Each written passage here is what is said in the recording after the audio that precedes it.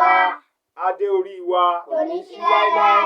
Bí nǹkan ò ṣe nìyàn. Ó yá wá nǹkan ṣe kọ́rọ̀ náà kó lè níyanjú. Ọ̀rọ̀ ìgbésí ayé àwa ọmọ káàárọ̀ oòjíire yóò níyanjú o. Àṣẹ. Orúkọ mi ni ọmọọba Lawal Oníkẹ̀kẹ́, Òrìṣàwálé Adéwálé, ìránṣẹ́ Oòduà. Ìní ni ọjọ́ 10 nínú oṣù kejìlá ọdún 2022.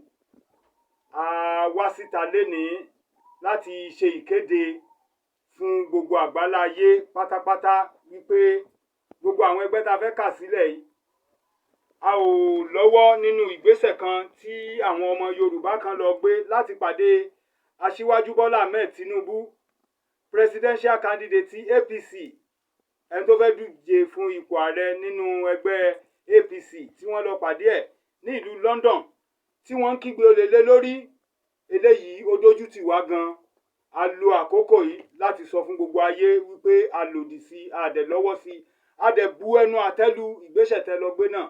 Gbogbo bó ti lè wù kí ẹgbẹ́ yín kó rí, àbí bẹ́ẹ̀ ṣe lè wù kẹ́ rí, a bu ẹnu àtẹ́lu. Àwa ẹgbẹ́ tí a wá ń bu ẹnu àtẹ́lu, ẹ jẹ́ kí n máa dá orúkọ wọn fún wa láì nígbà wá lásìkò. Ẹgbẹ́ Yorùbá World Congress, àgbáríjọpọ̀ gbogbo ọmọ Yorùbá ní àgbáláyé, a bu ẹnu àtẹ́lu. Ẹgbẹ́ OPC fún Ọ̀yọ́ State, ẹni tí aṣíwájú wọn ń ṣe Comrade Hakeem Ọ̀nàlápọ̀ Ọjà, a bu ẹnu àtẹ́lu. Ẹgbẹ́ Kùkúlájà Oòduà lábẹ́ aláṣẹ ọmọọba Lawal Òrìṣàwálé, a bu ẹnu àtẹ́lu. Ẹgbẹ́ Káàárọ̀ Oòjíire Initiatives, a bu ẹnu àtẹ́lu ìgbésẹ̀ tí ẹ̀yin kan lọ gbé ní bíbú Bọ́lá Ahmed Tinubu, a bu ẹnu àtẹ́lu. Ẹgbẹ́ Ìlànà Ọmọ Oòduà ti ìpínlẹ̀ Ọ̀yọ́, a bu ẹnu àtẹ́lu. Bẹ́ẹ̀ dẹ̀ ni ẹgbẹ́ Ọ̀dọ́ Yorùbá, a bu ẹnu àtẹ́lu. Ẹgbẹ́ Ìfọ̀kànbalẹ̀ Yorùbá, a bu ẹnu àtẹ́lu.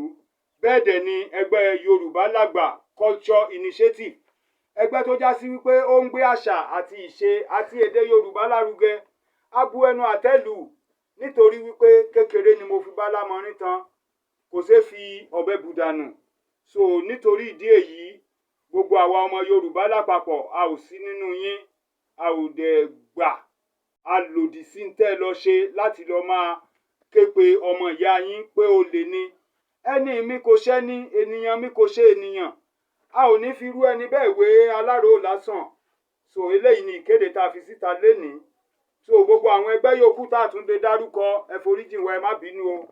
So a tún máa dárúkọ yín nítorí wípé general press release, so ìkéde káàkiri àgbáláyé yóò wáyé lórí àwọn ìgbésẹ̀ tẹ́ gbé àti lórí ìgbésẹ̀ ọ̀nà lọ síwájú fúnran Yorùbá.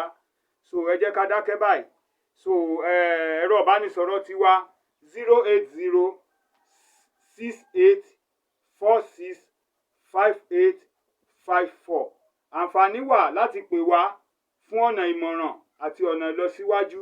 Ire kàbìtì fún gbogbo ilẹ̀ Yorùbá lápapọ̀. Ẹ ṣé o, ó dìgbà.